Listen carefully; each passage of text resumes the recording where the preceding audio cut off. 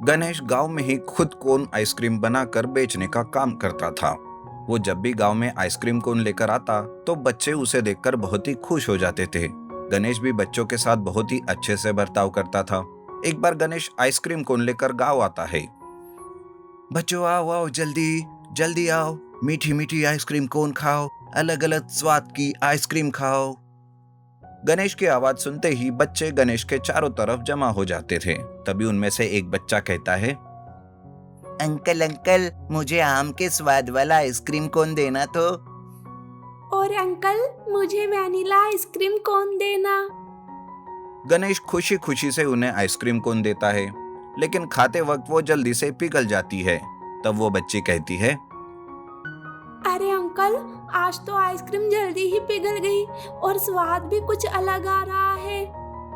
सारे बच्चे गणेश से शिकायत करते हैं। तब गणेश अपने गाड़ी को अच्छे से देखता है और उसके ध्यान में आता है कि आइसक्रीम रखने वाला फ्रिज तो खराब हो चुका है। वो ठंडा ही नहीं हो रहा था, जिस वजह से आइसक्रीम भी पिघल जा रही थी।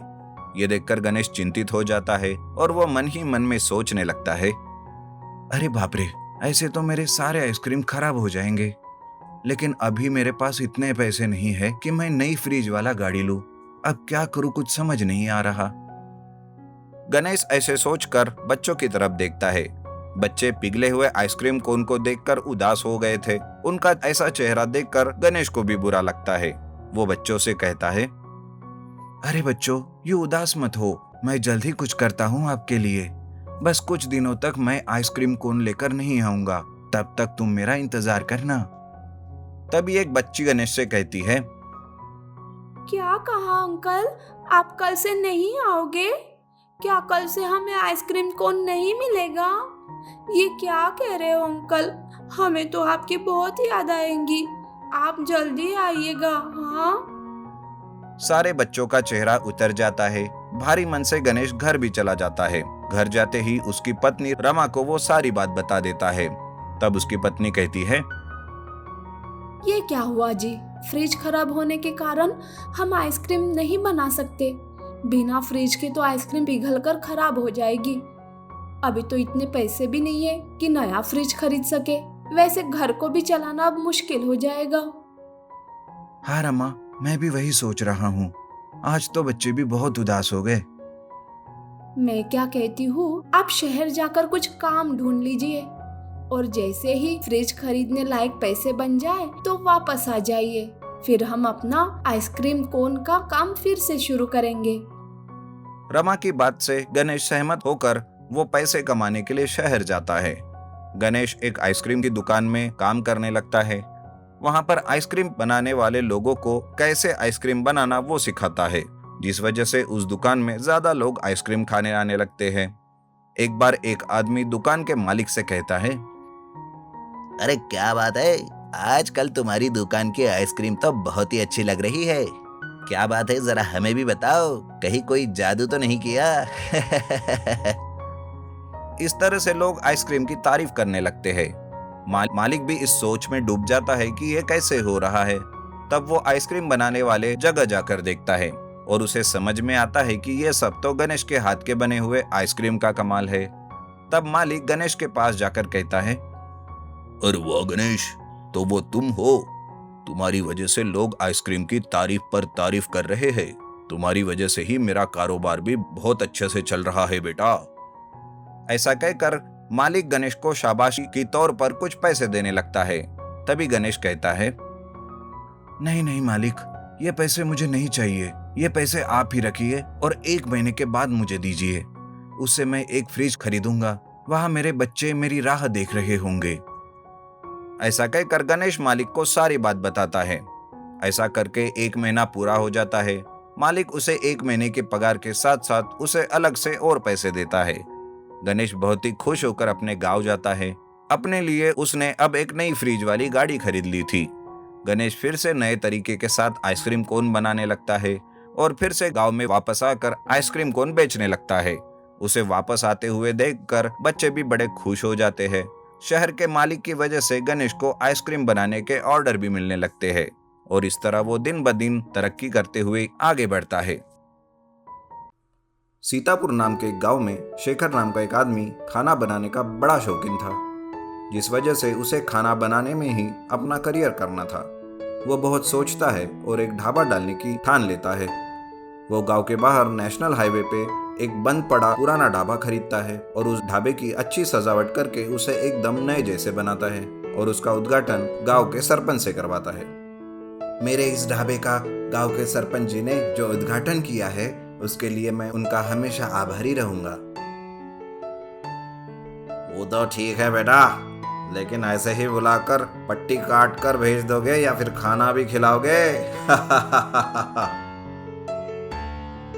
जी हाँ, खाना तैयार है सरपंच जी, आइए आइए। शेखर अतिथियों को खाना खिलाता है। सब शेखर के खाने की बहुत तारीफ करते हैं और उस दिन से शेखर का ढाबा खूब चलने लगता है। उसका ढाबा हाईवे पर होने के कारण सफर करने वाले यात्री उसी के ढाबे पर रुककर खाना खाने लगते हैं। लेकिन एक दिन अचानक भारत के प्रधानमंत्री पूरे देश में लॉकडाउन की घोषणा कर देते हैं, जिस वजह से शेखर को अपना ढाबा बंद करना पड़ता है। महीना बीत जाता है। शेखर लॉकडाउन खुलने का इंतजार करता है, लेकिन प्रधानमंत्री फिर से 1 महीना लॉकडाउन बढ़ाते हैं। ये सुनकर शेखर बहुत परेशान होता है। 2 महीने के बाद तीसरे महीने में कुछ सेवाएं शुरू करने की इजाजत भारतीय सरकार देती है, लेकिन ऐसी जगह जैसे होटल, रेस्टोरेंट या ढाबा खोलने की इजाजत सरकार नहीं देती। सिर्फ पार्सल सर्विस की इजाजत देती है, लेकिन पार्सल सेवा शुरू करके ठीक से शेखर की कमाई नहीं हो पाती, जिस वजह से शेखर बड़ा चिंतित होता है। एक दिन ऐसे ही चिंता करते हुए शेखर बैठकर था, तभी उसके पास उसका एक दोस्त आता है। अरे शेखर, क्या हुआ? किस बात की इतनी चिंता किए जा रहा है? अरे क्या करूं? अगर ऐसे ही चलता रहा तो मेरा ढाबा हमेशा के लिए बंद करना पड़ेगा। इस लॉकडाउन की वजह से ढाबा शुरू नहीं कर सकता, और शुरू किया तो पुलिस आकर डंडे मारेगी और ढाबे को भी बंद कर देगी। पार्सल सेवा से कुछ खास कमाई नहीं हो रही है दोस्त। अरे तो कोई और दूसरा रास्ता निकाल मेरे दोस्त। तेरे ढाबे में अंडरग्राउंड जगह है ना, वहां पर शुरू कर दे ढाबा। यह सुनते ही शेखर की आंखों में चमक आ जाती है और वो अपने दोस्त के साथ ढाबे के अंडरग्राउंड हिस्से में जाता है। वहां पर काफी बड़ी जगह होती है। शेखर का ढाबे के ऊपर किचन शुरू रहता है, जिसमें पार्सल सर्विस अभी भी शुरू रहती है, लेकिन नीचे में अंडरग्राउंड ढाबा शुरू करता है, जिस वजह से वहां पर खाना खाने के लिए आने वाले लोगों को शेखर चुपके से अंडरग्राउंड ढाबे में भेज देता है। इस तरह से शेखर अंडरग्राउंड ढाबा चलाने लगता है। लेकिन एक दिन ढाबे पर काफी सारी गाड़ियां देखकर पुलिस उसके ढाबे पर आती है और शेखर को पूछती है, अरे ये क्या, इतनी गाड़ियां, इतनी सारी गाड़ियां यहाँ पर कैसे? क्या तुमने ढाबा शुरू किया है? नहीं सर, ये तो पार्सल लाने के लिए आई हुई गाड़ियां हैं। लोग पार्सल लेते हैं और सामने ही जंगल में अलग अलग जाकर बैठकर खाते हैं। क्या तुम सच कह रहे हो? झूठ तो नहीं बोल रहे? अगर आपको यकीन नहीं है तो अंदर जाकर देख लीजिए सर। पुलिस इंस्पेक्टर ढाबे के अंदर जाने लगता है। ये देखकर शेखर धीरे से उसके पास वाला एक रिमोट की बटन दबाता है और नीचे बैठे हुए लोगों को शेखर का दोस्त शांत रहने के लिए और कुछ भी आवाज ना करने के लिए बोलता है। इंस्पेक्टर अंदर जाते हैं, लेकिन अंदर जाकर उन्हें कुछ नहीं दिखता। वो देखता है कि ढाबे की कुर्सियां टेबल पर रखी हुई है। ये देखकर इंस्पेक्टर कहता है, सब ठीक है, सब कुछ ठीक है। जी सर, यकीन कीजिए, मैं आपको शिकायत का मौका नहीं दूंगा। ये बोलकर इंस्पेक्टर वहां से चला जाता है और शेखर बड़े ही चालाकी से अंडरग्राउंड ढाबा शुरू रखता है।